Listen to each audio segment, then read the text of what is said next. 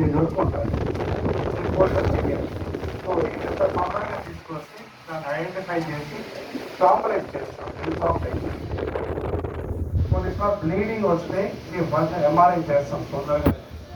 So దాంట్లో information టాంపరేట్ చేస్తాం.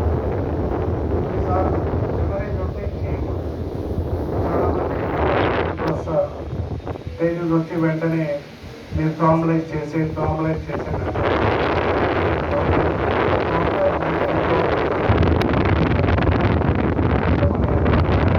చెప్పాలి వాళ్ళకి.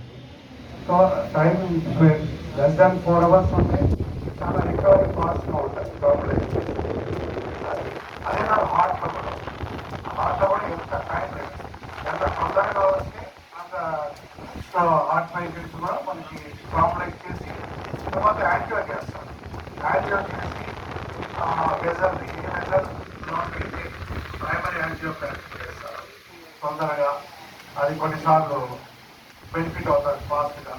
కొంతమందికి అది డ్యామేజ్ కాకుండా బ్రెయిన్ హార్ట్లో కొన్నిసార్లు యాంజియోగ్రామ్ చేసి తొందరగా స్టెంట్ వేస్తే డ్యామేజ్ కాకుండా చూస్తుంది హార్ట్కి.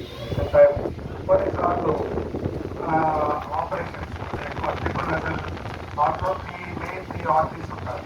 కోరోనరీ ఆర్టరీస్. ఆ కోరోనరీ ఆర్టరీస్లో స్టంటింగ్ ఒక మెడికల్ ట్రీట్మెంట్ స్టంటింగ్ ఉంటుంది.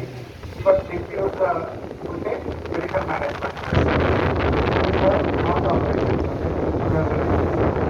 హార్ట్ ఆపరేషన్స్ చేస్తారు.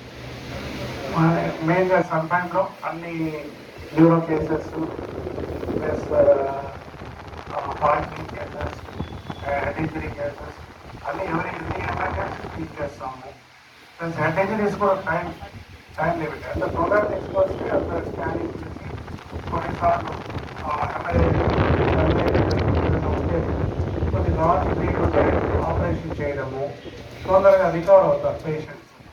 యంగ్ పేషెంట్స్ చాలామంది ఏం చేస్తారంటే కొన్ని టైం చేసి అంత రబ్బర్ చేసే లోపల పేషెంట్కి ఆ పీపుల్స్ అంతా డైరెక్ట్ అయిపోతారు. ఆ టైంలో చేస్తే ఆపరేషన్ చేస్తే ఏం ప్రయోజనం? ఎంత తొందరగా నాట్ బ్లీడ్స్ ఉంటాయి కొన్నిసార్లు అన్కాన్షియస్ అవుతారు. టైం ఎంత తొందరగా తీసుకుపోయి మెయిన్ వచ్చేసి బోన్ ఉంటుంది డీకంప్రెషన్ ట్రైన్ అని మేము చేస్తారు ఆపరేషన్. మిగతా ప్రెషర్ తగ్గించేది ఆ బోన్ ఆ ప్రెషర్ తగ్గుతుంది. వెంటనే రికవరీ ఛాన్సెస్ కొంచెం ఫాస్ట్గా ఉంటుంది. కొన్నిసార్లు సింపుల్ కానీ బర్బల్స్ అంటారు.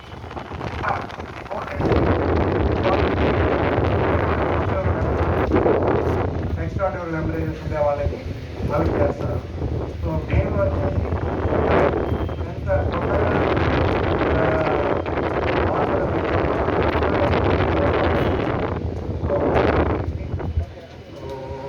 మిగతా టిప్స్ సీజన్స్ ఇంకా కొన్నిసార్లు 6 yearsలో మెయిన్ వచ్చేసి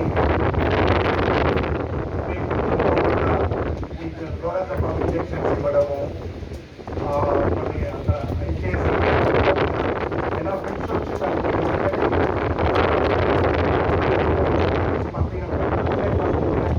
చాలా ఇబ్బందులు పడతారు పేషెంట్స్.